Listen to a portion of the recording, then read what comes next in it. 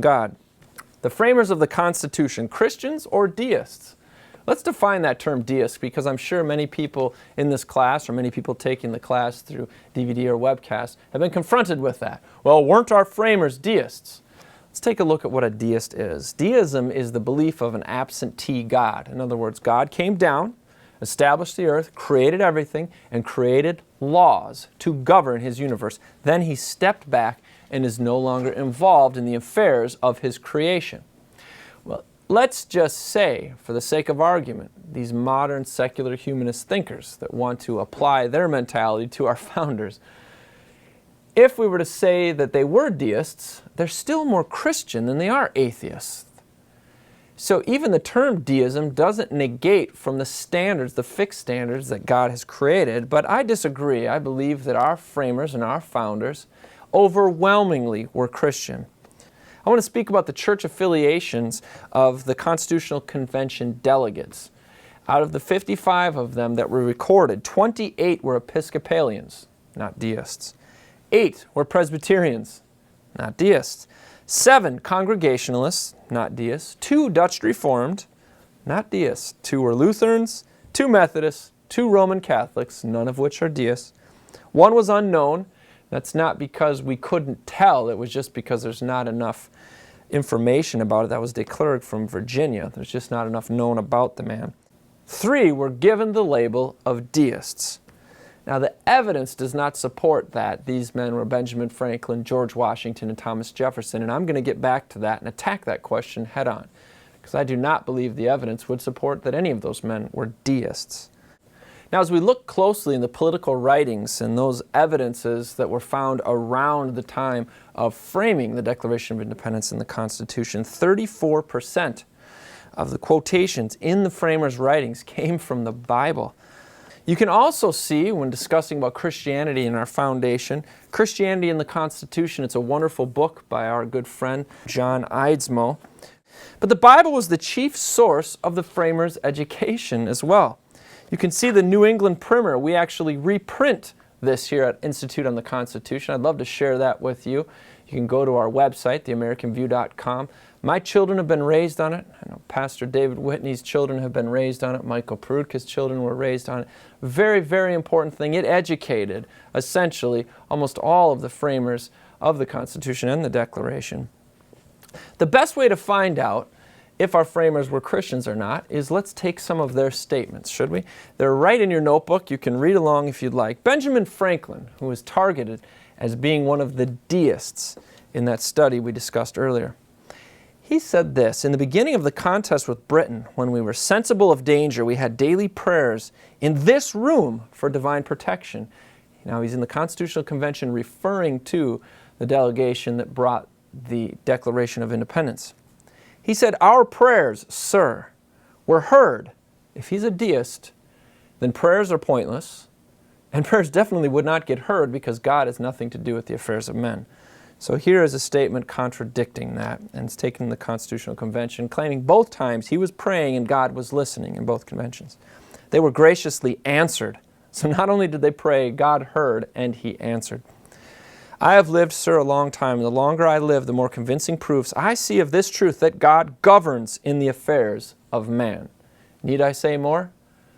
Benjamin Franklin is definitely not a deist. I'm not claiming he was an orthodox or a great Christian example, but he was not a deist.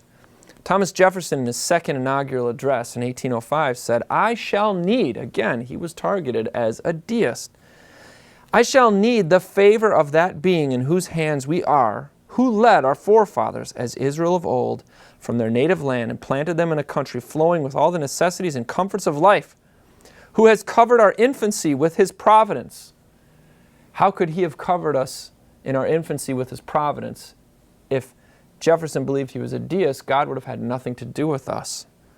Nor would He need His favor, which is what he's supplicating for in the beginning of his speech here. He continues on, that He will so enlighten the minds of your servants, guide their counsels. He's saying, God, we need the presence of God in the halls of justice, in the Capitol, in these federal buildings, with all of those civil servants that have sworn an oath to uphold the Constitution. We need God's guidance on a daily basis.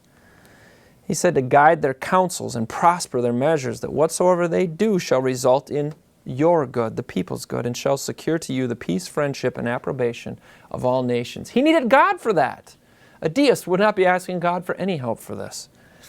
George Washington, in a speech to Delaware chiefs in 1779, said, "You will do well to wish to learn our ways of life, and above all, the religion of Jesus Christ."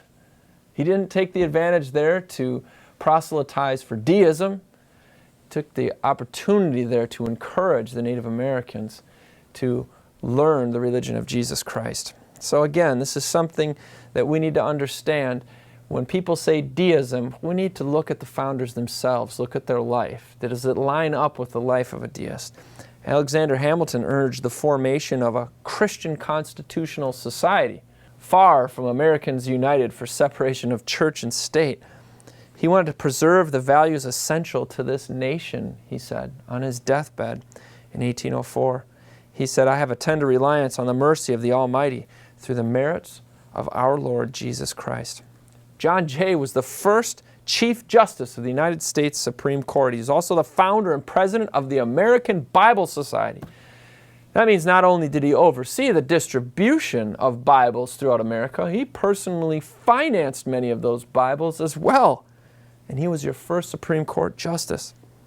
Patrick Henry, another great founder and a hero to the Institute on the Constitution, said in his last will and testament, by the way, he did not go to law school. He studied and then apprenticed. He was known as one of the greatest attorneys of that time.